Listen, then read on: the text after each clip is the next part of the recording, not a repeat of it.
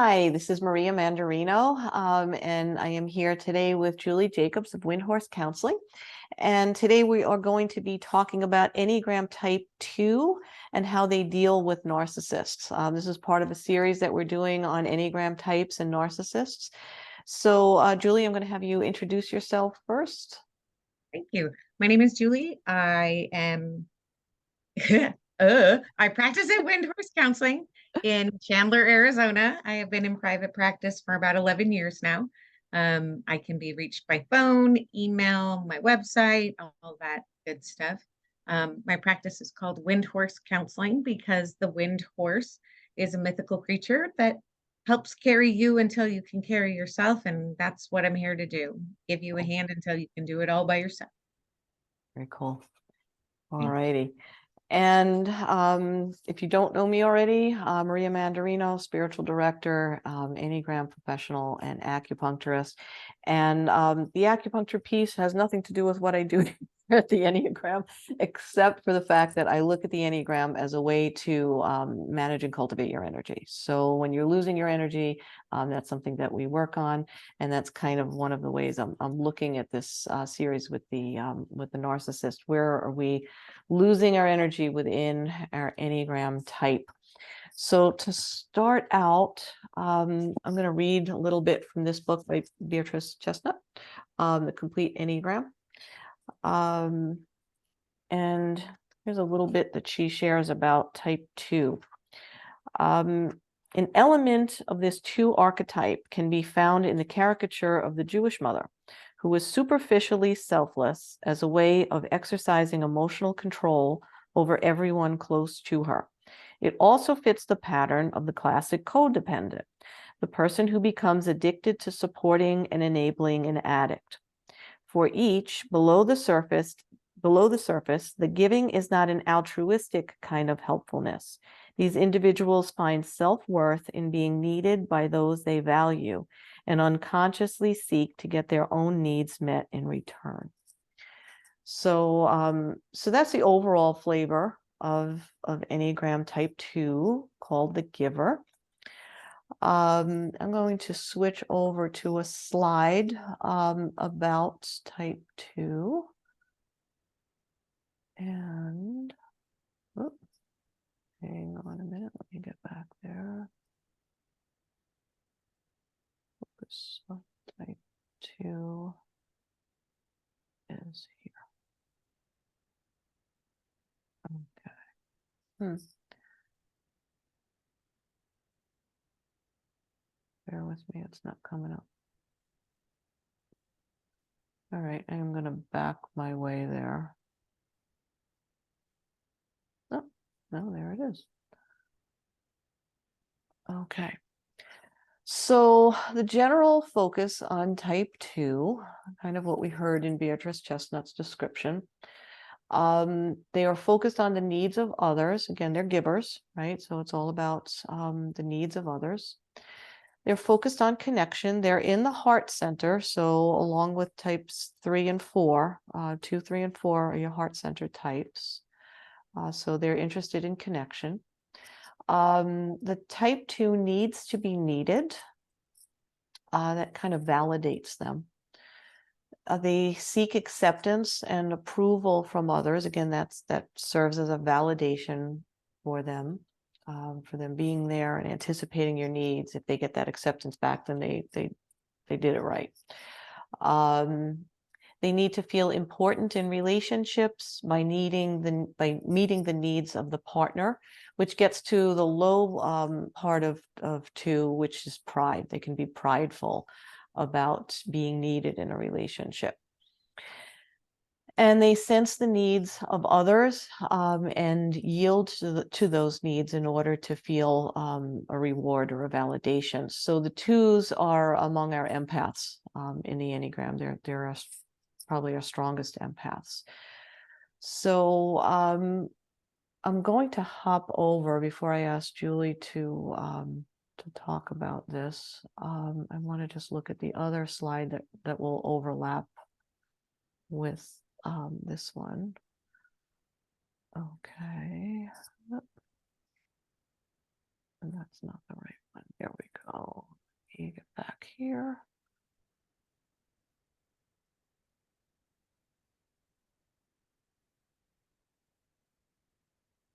Okay, so I want to talk about the limiting beliefs of the Enneagram 2. In order to get, I need to give. In order to be loved, which is like the holy grail for 2, they need to be needed, they need to be loved. In order to be loved, I must anticipate the needs of others. Otherwise, I won't be loved.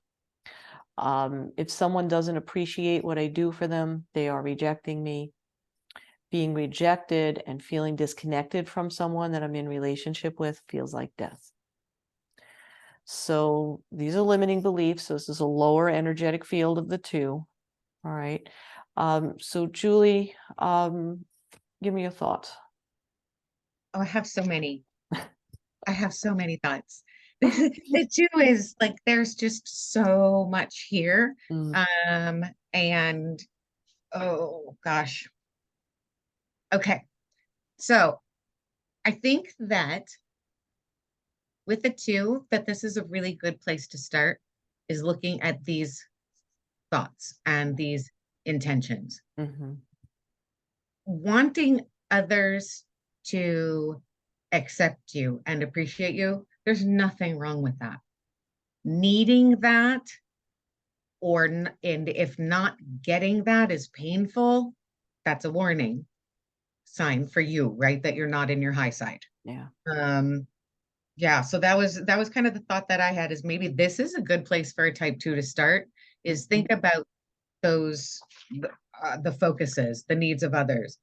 Is that, what's your intention about that?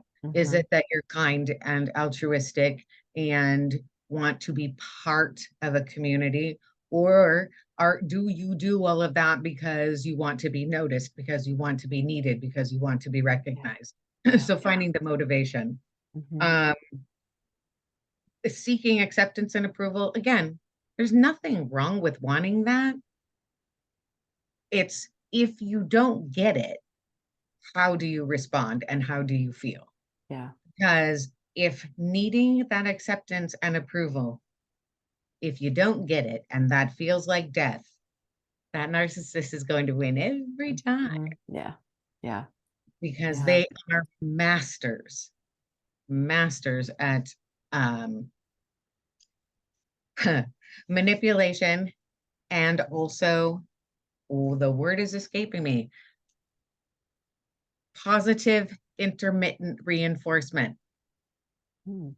right? The whole Pavlov's dog thing. Mhm. Today it was great that you did that thing. Mhm. Tomorrow I'm not going to notice it. The next day I'm not going to notice it. Yep. The next day I might go, oh yeah, it's good that you did that thing. Yeah. And they got you on the hook. But that too just keeps trying and trying, because one day it was great. So what do I Yeah. have to do to make it great again? Yeah. Right? Yeah. If you find you're in a relationship with somebody Mhm. who's doing a lot of intermittent positive reinforcement, that's something to look at. That's something to talk to someone about. Yeah. Yeah. Obviously, you're not going to get the kind of Mhm. thanks and attention every single time, but how do Yeah. you feel about that? Where is that sitting for you? Is that feeling like every time you don't get it, you're feeling rejected, Yeah. disconnected, Yeah. unappreciated? Excuse me. Um, yeah. So anyhow, I just have lots and lots of feelings about 2s. I don't know Yeah. why. Yeah. But the So go ahead. no, I was just going to say, because of the I should have brought this up in the beginning, because, well, with all the types, but 2s again in the heart center. We've talked about the heart center probably being more vulnerable to narcissistic, predatory behavior. But on this episode, we didn't talk about when it's important to know that you shouldn't be taking this project on by yourself and you should get help. So I think this might be a good place to talk about that in the context of the 2, Absolutely. not wanting to take on the narcissist alone. Absolutely.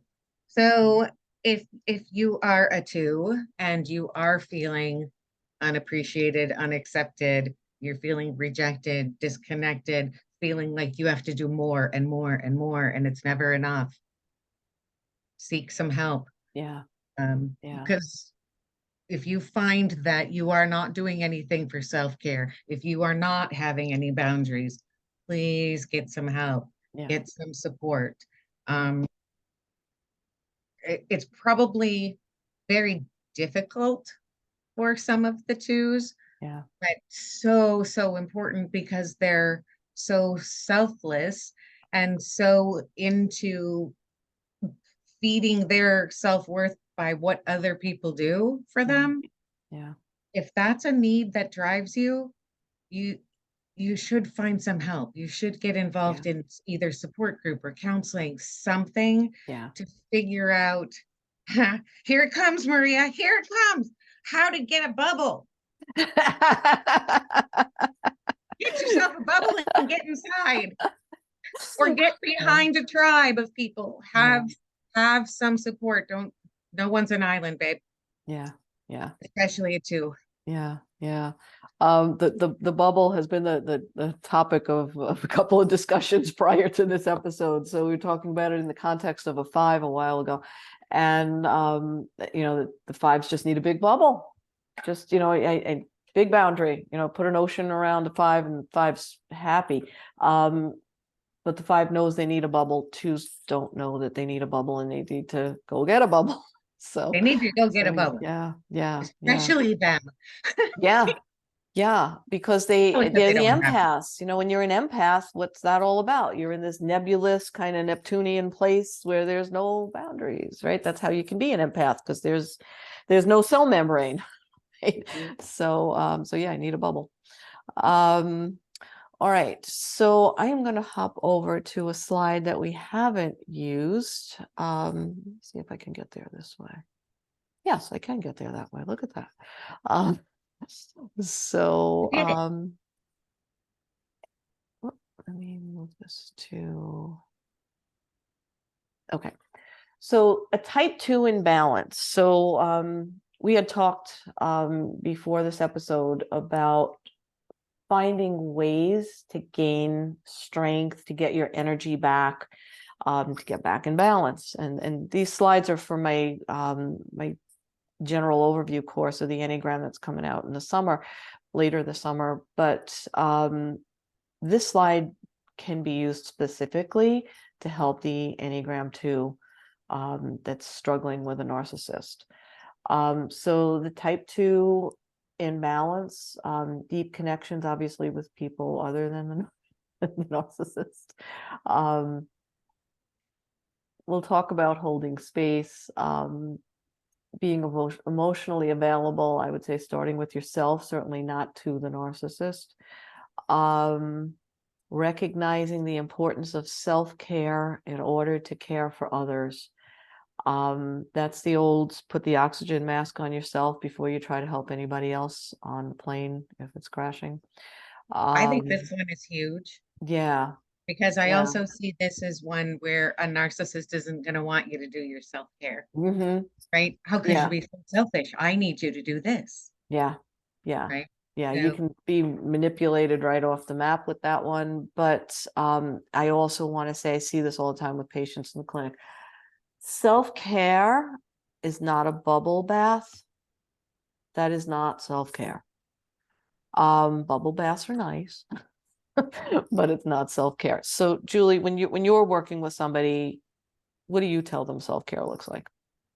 well, I think it's different for different people what self-care looks like, but something that when you do it afterwards, you're feeling stronger, you're feeling more in your body, you're feeling more in control. Yeah. For some people, that's big, loud, physical things. For other people, it's very quiet, introspective, and Mhm.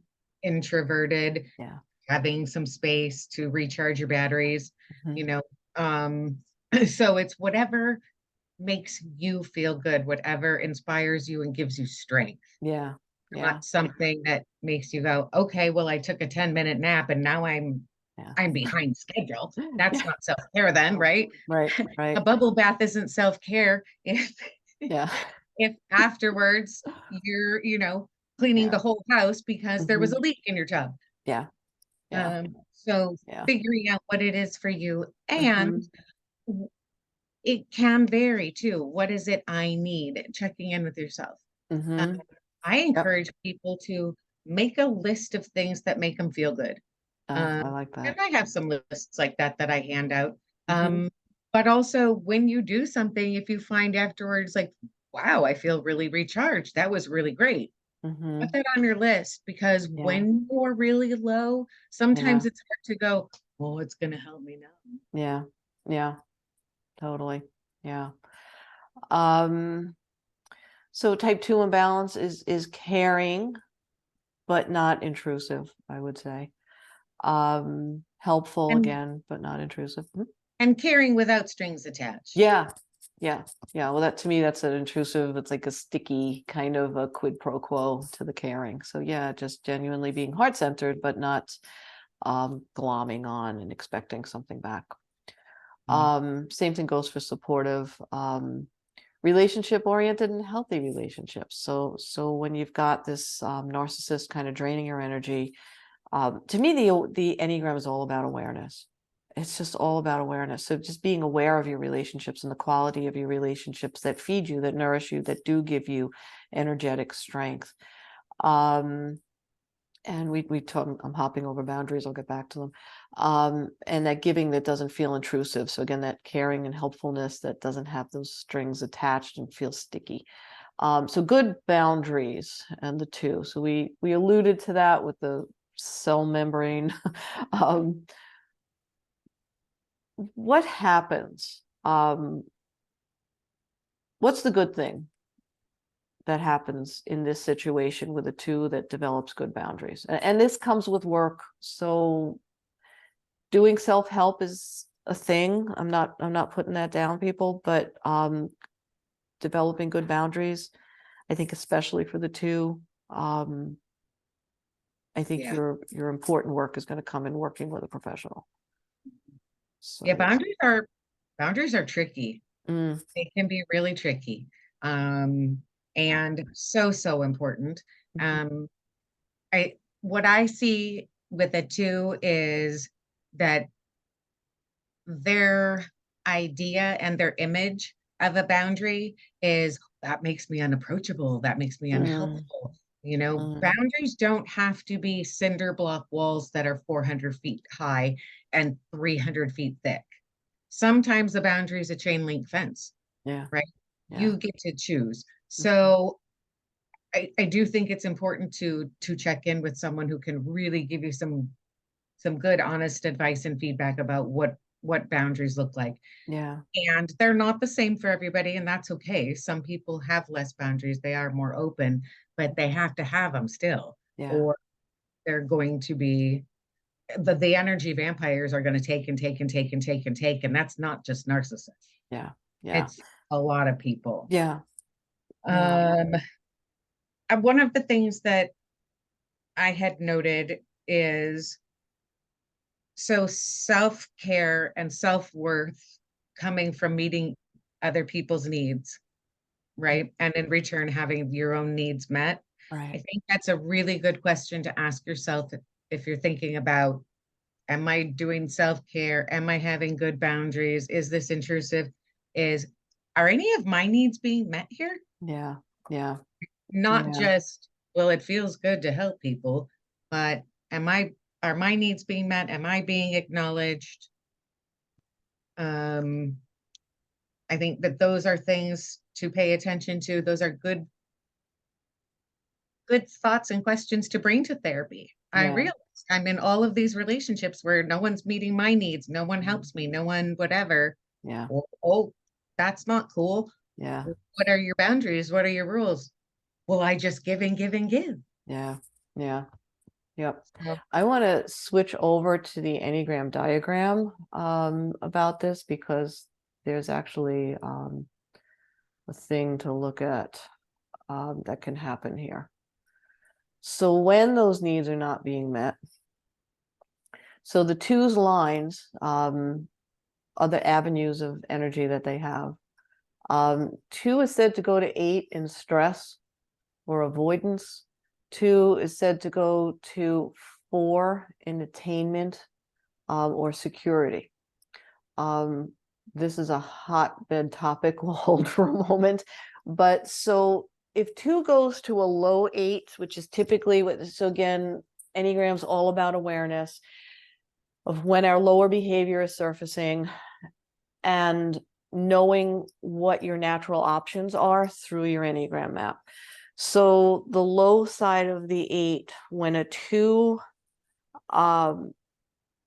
feels unappreciated over a long period of time, and this is compounded, and they have given and they have given and they just kind of open a vein and they've bled for a few years, and then they just rage to the point where it's like they're scorching the earth. It is a rage. When a 2 gets angry, you don't want to be around, because it will be a full-blown 8 from nowhere, shock and awe. This wonderful little giving, sweet granny kind of person will just let loose. So if you're giving, if you're a blood donor, as Robert O'Hato is fond of saying, if you are giving nonstop to a narcissist and you go to your low 8, you're a 2, and you go to your low 8, that's a bad idea. This is where working on yourself, knowing your Enneagram type, being in therapy, awareness can prevent a serious explosion, potentially dangerous explosion, between a low 2 and a narcissist. So I just want to point that out. So the high side of 8 is the leader, the person who's secure in their authority, who has nothing to prove. They're a leader. And when you're the top dog, you can just say, yeah, that's a waste of my time. I'm going to go do something that matters to me now. And I know you've talked before, Julie, about the best way, one of the best ways to handle a narcissist is to not engage. So a strong 8 can do that. So if there's anything you want to add to that. Yeah, not engage. It's great when you see it in the beginning, and so you never start. Yeah. Right. Yeah. But relationships don't usually start that way. Yeah. It builds up over time, or it's a relationship that you, for whatever reason, have to be in, right? Mhm. It could be a work thing, it could be a familial thing. Yeah. Sometimes we have to have a relationship with a narcissist. So don't take the bait, I Yeah. guess, because Yeah. sometimes you got to engage, Yeah. but don't take the bait when they're casting and casting and casting. Nope, no, nope. Yeah. You can dodge and not grab on, or you can go, Yeah. Yeah. It's that hitting the pause button, I think, really for the 2, because your inclination is going to be to step in and engage and give and support and, do all those things on that list. So pause, be aware of, oh, I'm doing that thing that I do as a 2. take a And I'm breath. losing energy. And I'm like, this is getting like, ooh, not cool feeling. Breathe. What are my choices? Where can I go? There's a freeway that takes me to the 8. There's a freeway that takes me to the 4. Again, we're going to go to that one. I'm leaving the best one for last there. Yeah. But we've got a wing that can go to a 1. We've got a wing that can go to a 3. And where can I step here? Where can I make this work for my energy so that I'm not losing my vital force? So the 4 is the romantic, the individualist. They like to be seen as being unique. One of their flaws can be that they see themselves as having a deficiency. So even though that's where 2 can go in attainment and being this unique person, be aware that everything has a high and a low, everything has a yin and a yang. And I think there's an energy in the 4 that if the 2 goes to the 4 and they're not really super aware, that can be a dangerous outlet, potentially dangerous outlet to open up. Because fours can be a little dramatic. And I think narcissists might like that. So you tell me what you see there, Julie. Well, I see that being in the heart space leaves you more vulnerable, Yeah. right? No matter which 2, 3, or 4, Mm-hmm. or any of the others going to the heart space. Yeah. In a relationship with a narcissist, you don't want to be in your heart space. Yeah. Yeah. I don't, that's really uncomfortable for me to say. I like to Mm-hmm. be in my heart space. But that's a really vulnerable place to be. That's a potentially dangerous place to be. Yeah. Yeah. It's definitely a caution light. Yes, and it's definitely the place where you are likely to be the most hurt, is being in that heart space. And also is like saying to that narcissist, I'm completely vulnerable. Go ahead, because they will stab at, they will find the things that you are most tied to, attached to, the things that are most important to you. Yeah. They're the ones who are going to tell the two, oh, sure, you help everybody but But me. me. Yeah. Right? Yeah. Oh, yes, you help Yeah. everybody because you Yeah. want everybody to think you're so wonderful, and nobody knows that you're really this person. Yeah. Right? That's There's a thing with narcissists taking people away from their support system, right? Isn't that a thing? Okay. absolutely. I would think that's a greater concern for two.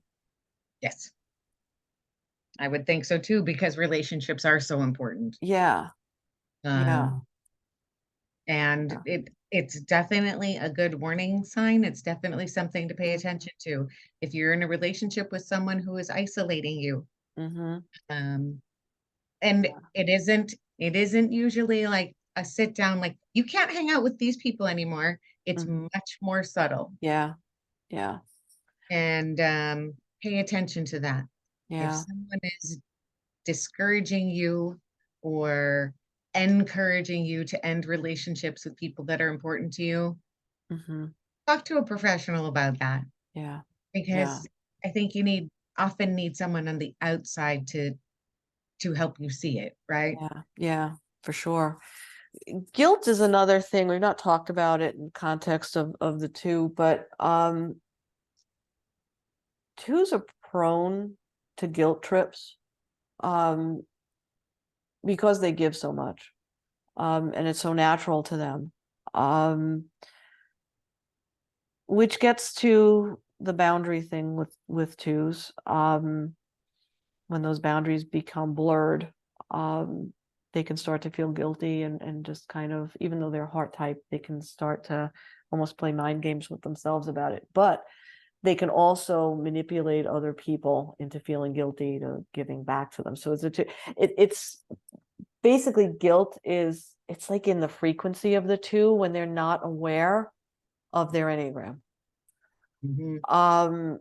And I think a narcissist senses that in them as well, because it's in there, it's in their working, it's in their map. So yeah, so if you're feeling guilty, feel like you're being made to feel guilty, I think those are also red flags to pay attention to, that should get you to make a call to talk to somebody to get some help and support in this. Helpers need help. We all need help, but helpers really need help when they're going against this kind of an energy. Especially Hmm? especially Yeah. help especially need help when they go across this kind of energy. Yeah. And I think maybe a good way to present or take advantage of that is saying, that's my self-care, Yeah. is checking in with somebody else who can advise, assist, support, Yeah. right? Because twos aren't likely to engage in self-care. No. No, And they're everybody certainly not else. going to ask somebody else for help. Mhm. So that's a way that they can reframe it Yeah. and encourage themselves to Mhm. go. This is a way that Yeah. you can take care of yourself so that you can help other people. Yeah, that's it. That's the thing for the two. If you can get them to understand that they will be a better giver once they learn how to take care of themselves and give to themselves and love themselves and know that they will be loved not for what they give, but for who they are. And that comes with deep work. Um, and I think that's what will make that energy drain stop Yes. for them. So Yes. yeah, yeah. All right. Anything else that you want to add that we didn't cover?